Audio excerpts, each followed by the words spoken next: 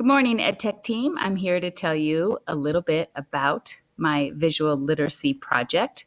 My name is Shelley Emsley, and I truly believe visual literacy are images turned into a language we all need to interpret and speak, no matter how old we are.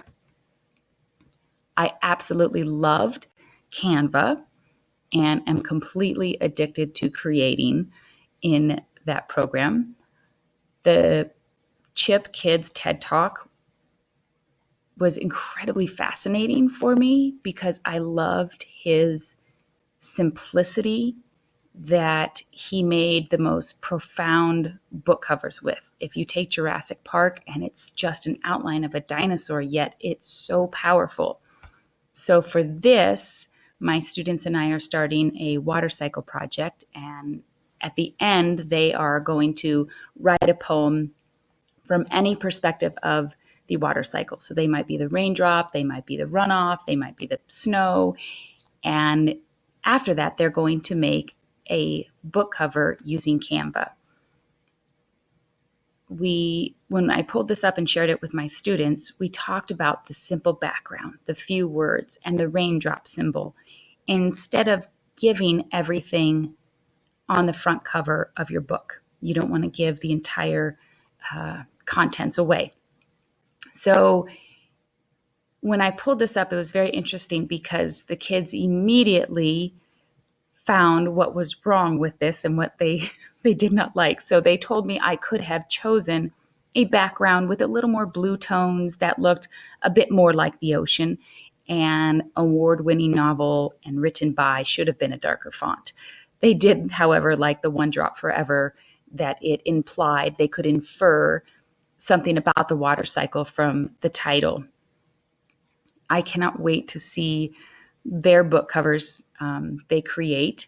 And Canva I even actually used Canva to write a letter of recommendation for a colleague of mine last week. So it's opened up so many doors. I'm super excited, and the kids absolutely loved using Canva. The other part of this visual literacy class that was not on the final project, but I had to put it in here, was Rushton inspired. And when I saw the what might be happening section of the Google Hangout, I was blown away. It was incredibly simple, but yet they had so many layers for my students. So I teach fifth grade, and sometimes it's hard for them to infer or make a connection with an image. And this was just true. And I love the part where you say what might be happening. There's no right or wrong answer. It's what they're thinking. So we are starting an Arctic Ocean unit as well, kind of combined with the water cycle. And a friend of mine, Jeff Cruz, he connected us with Arctic Live. So on the 10th, we'll actually be doing a Skype with a researcher out there, and we get to ask them questions and we get to have this conversation, and we watch daily feeds, live feeds on YouTube. But this picture hopefully will get their minds in that realm of research and what's going on in the picture. And we obviously don't know what they're researching. So I love that it says what might be happening, because I don't know what's happening and there's no right or wrong answer. This picture really, at first glance, the kids will, giggle, think it's kind of funny. But on the flip side of that, there is the seriousness of the melting.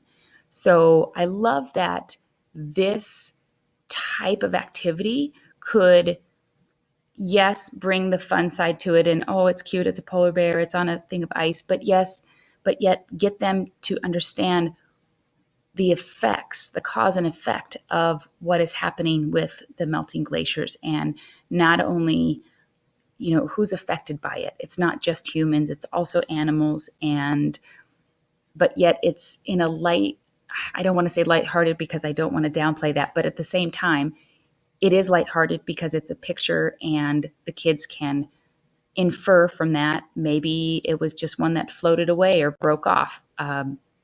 But in the end, after the week of researching the Arctic oceans, we'll be able to know more. And then it would be fun to bring up these images again and then say, all right, what is happening in these pictures? What are they studying? They're drilling for something here and they're getting a core sample. What are they doing? So it's a good at the beginning of the lesson as well as the end of the lesson.